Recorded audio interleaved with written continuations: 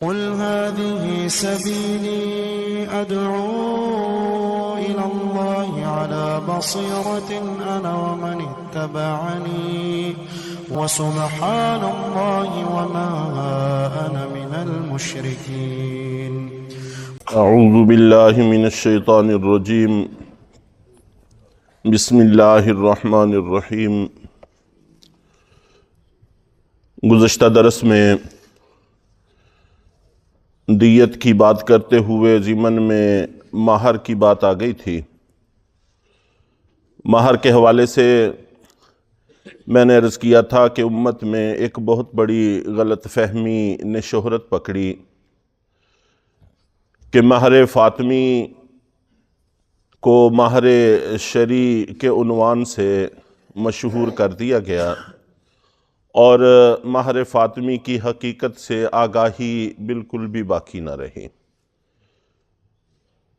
تو 1.5 صدی پہلے جس وقت 500 درہم حضرت فاطمہ رضی اللہ تعالی عنہ کا مہر 500 درہم تھا، آپ کی اکثر ازواج مطہرات کا مہر بھی 500 درہم تھا، تو اس وقت اس کی قیمت 132 روپے 6 آنے طے کی گئی۔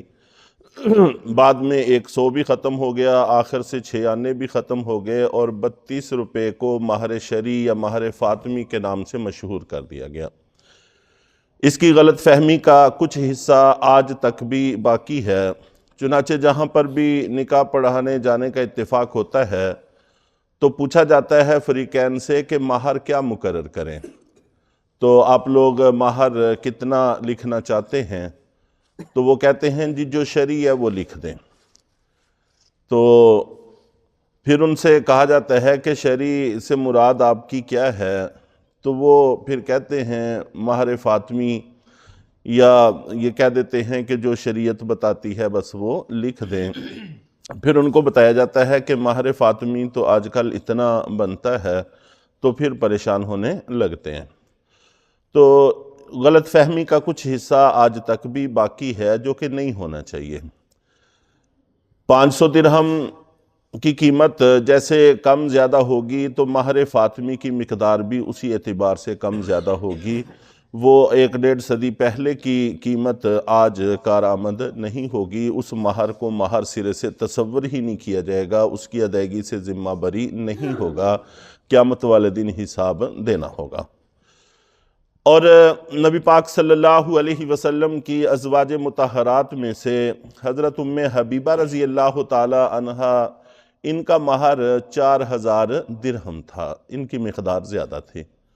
وہ بھی میں نے عرض کیا تھا کہ اصل میں انہوں نے حبشہ کی طرف ہجرت کی تھی، وہاں پر ان کے شوہر کا انتقال ہو گیا تھا، اور گھرانے میں سے کوئی بھی شخص ذمہ دار ابھی مسلمان نہیں ہوا تھا، تو ایک عورت کے لیے تنہا زندگی گزارنا خاصا مسئلہ تھا۔ اس لیے اللہ کے نبی صلی اللہ علیہ وسلم کو بحیثیت نبی ہونے کے اپنی امت کے ایک ایک فرد کی فکر رہتی تھی کہ پردیس میں وہاں پر، اور پھر اگر مکہ واپس جائیں تو وہاں پر بھی کوئی پرسان حال نہیں، تو کیسے جینا ہوگا؟ اس لیے اتفاق سے حضرت شرحبیل ابن حسنہ رضی اللہ تعالیٰ عنہ، یہ بڑے صحابہ کرام میں سے ہیں، شام کی جنگوں میں ان کا بڑا نام آتا ہے، اور قد آور اور قد کاٹھ کے آدمی تھے۔ تو یہ حبشہ کی طرف کسی ذاتی کام سے چند ساتھیوں کے ساتھ جا رہے تھے، تو اللہ کے نبی صلی اللہ علیہ وسلم نے ان کے ذمہ لگایا کہ آپ میری طرف سے ام حبیبہ کو پیغام نکاح دینا، تو اگر وہ آمادہ ہو جائیں تو پھر نکاح کر کے میرے ساتھ ان کو ساتھ ہی لیتے آنا۔ چنانچہ یہ وہاں پر پہنچے، اور عدت جب تک ان کی گزر چکی تھی، اور قرآن پاک میں یہ حکم ہے کہ اگر کسی کا شوہر انتقال کر جائے تو دوران عدت ان کو پیغام نکاح نہ دیا کرو، جس وقت عدت گزر جائے پھر پیغام نکاح دیا کرو۔ چنانچہ عدت گزر گئی تھی تو اللہ کے نبی صلی اللہ علیہ وسلم کی طرف سے پیغام نکاح دیا گیا، تو انہوں نے بڑی خوشی سے اس کو قبول کر لیا اور کہا کہ میرے لیے اس سے بڑی سعادت کی بات اور کیا ہو سکتی ہے کہ اللہ کے نبی صلی اللہ علیہ وسلم کی ازواج میں میرا شمار ہو جائے۔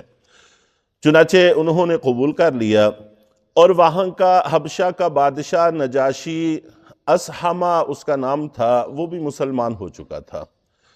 تو انہوں نے حضرت ام حبیبہ رضی اللہ تعالی عنہ کو اور شرحبیل ابن حسنہ رضی اللہ تعالیٰ عنہ اور دیگر مسلمانوں کو اپنے پاس طلب کیا، اور وہاں پر حضرت ام حبیبہ رضی اللہ تعالیٰ عنہ سے پوچھا کہ آپ نے بات تو شرحبیل ابن حسنہ کی سن لی ہوگی، تو کیا آپ راضی ہیں؟ انہوں نے کہا جی ہاں، میں نے پیغام نکاح سن لیا ہے اور میں اس پہ راضی بھی ہوں۔ تو پھر اسی نجاشی اسحمہ رضی اللہ تعالی عنہ نے نکاح پڑھایا۔ تو یہ آپ کے زمانے کے اعتبار سے تو صحابی شمار ہوتے ہیں، لیکن چونکہ زیارت نہیں کی اللہ کے نبی صلی اللہ علیہ وسلم کی، زندگی نے مہلت نہ دی، ان کا انتقال ہو گیا تھا، تو اس لیے باقاعدہ زیارت کرنے والے صحابہ کرام میں ان کا شمار نہیں ہوتا۔ تو بہرحال نکاح پڑھایا، اور اپنے پاس سے پھر 4000 درہم حق مہر ادا کیا، اور یوں پھر حضرت ام حبیبہ رضی اللہ تعالیٰ عنہ کا نکاح ہو گیا۔ اور جیسے لڑکی کی طرف سے نکاح میں، عورت کی طرف سے نکاح میں کوئی نہ کوئی مرد وکیل ہوتا ہے، اسی طرح اگر مجلس کے اندر مرد نہ ہو تو مرد کی طرف سے بھی وکیل ہو سکتا ہے۔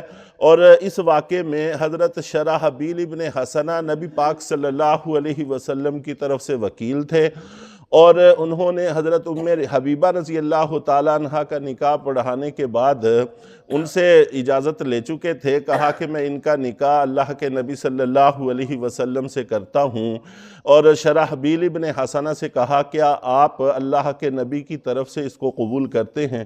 انہوں نے عرض کیا کہ جی ہاں، میں اللہ کے نبی صلی اللہ علیہ وسلم کی طرف سے اس نکاح کو قبول کرتا ہوں۔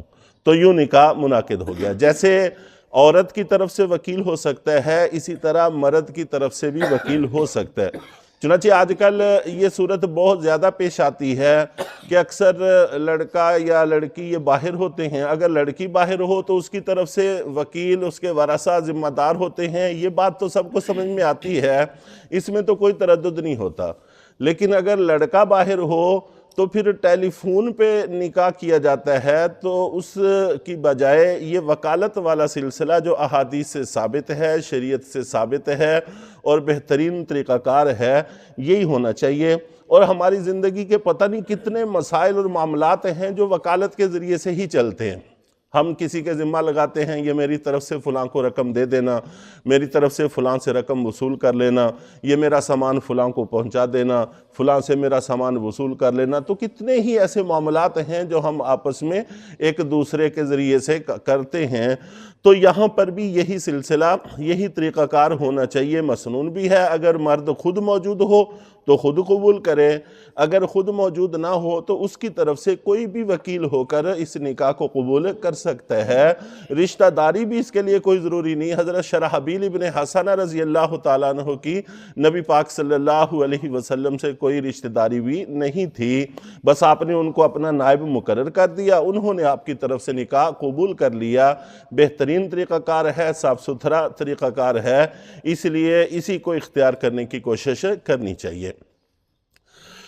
تو بہرحال بات چل رہی تھی کہ قتل خطا اگر ہو جائے تو اس میں آدمی کے ذمہ دیت واجب ہوتی ہے، تو دیت یا اونٹوں کے ذریعے سے ادا کی جائے گی کہ 100 اونٹ ہوں، اور اگر سونے سے ادا کی جائے تو 1000 دینار ہونے چاہیے، اور اگر چاندی سے ادا کی جائے تو 10,000 سکے چاندی کے درہم ہونے چاہیے، اور اگر روپے سے ادا کی جائے تو پھر ان تینوں میں سے کسی ایک کی قیمت کے برابر ہونا چاہیے۔